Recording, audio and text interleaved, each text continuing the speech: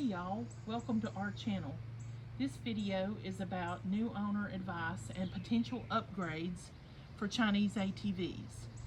The advice mentioned here can probably apply to most Chinese ATVs, but more specifically to the Tao Tao Bull 200S.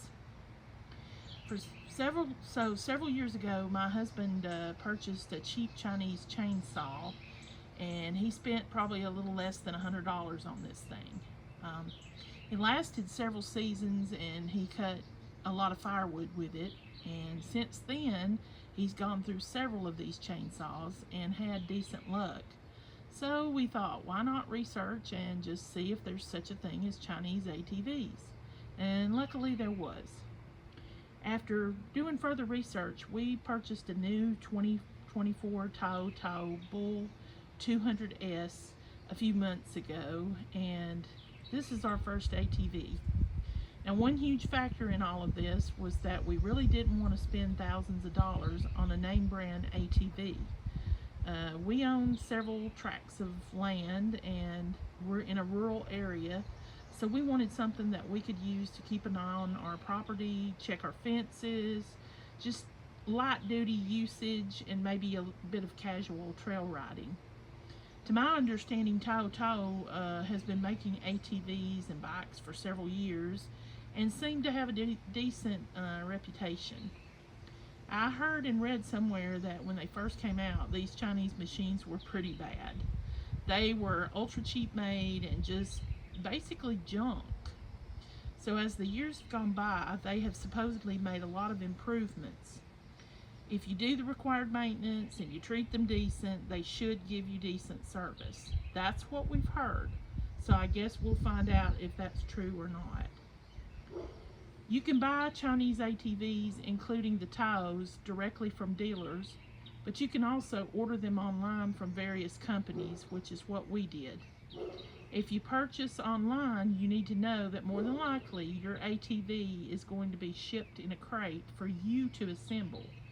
Some companies will assemble them for you for an extra fee, but most of these machines don't even come with directions.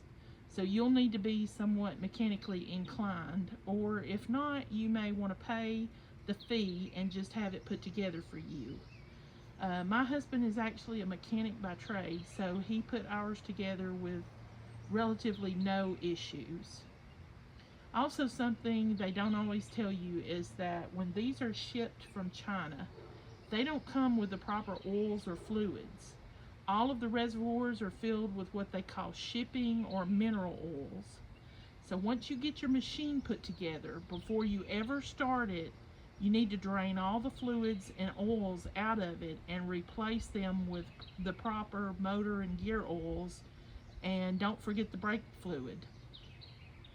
Your ATV should come with an owner's manual, so you'll want to add the suggested type of fluids for your machine.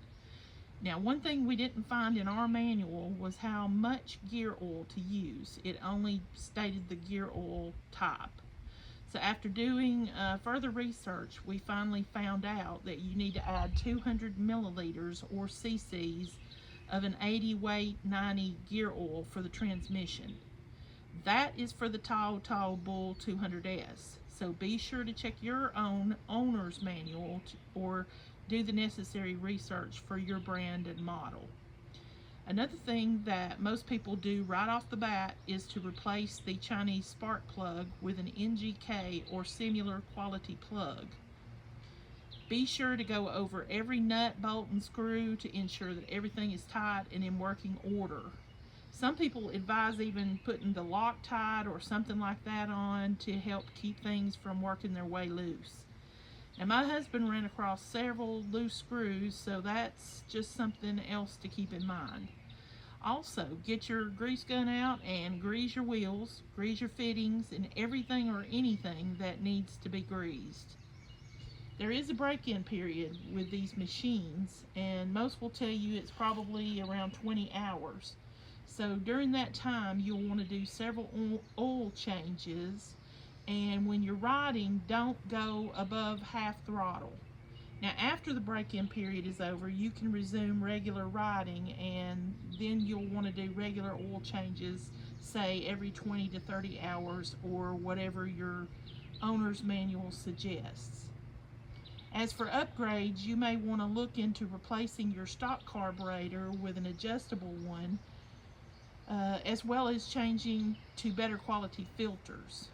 To our understanding, the stock carburetors are not easily adjusted, so you would either have to do some major modifications or purchase an adjustable replacement carburetor. The reason for this, to our understanding, is because of California has such strict emissions and other rules when it comes to these ATVs. So some people also will add spacers on the wheels to give them more stability. Actually, we thought about purchasing some 2-inch spacers to go on the rear wheels, just to give it more, stability. And some people will adjust the sprockets to give more low-end torque. Those are just some suggestions and things you might want to look into. I will list some brand links down below, and be sure to check them out. Happy riding! Maybe we'll be back with some additional videos. I hope this helps, and hey, get yourself one of these machines. I think for the money, they're well worth it. Don't forget to hit that like button, subscribe, and comment below. Thanks for watching.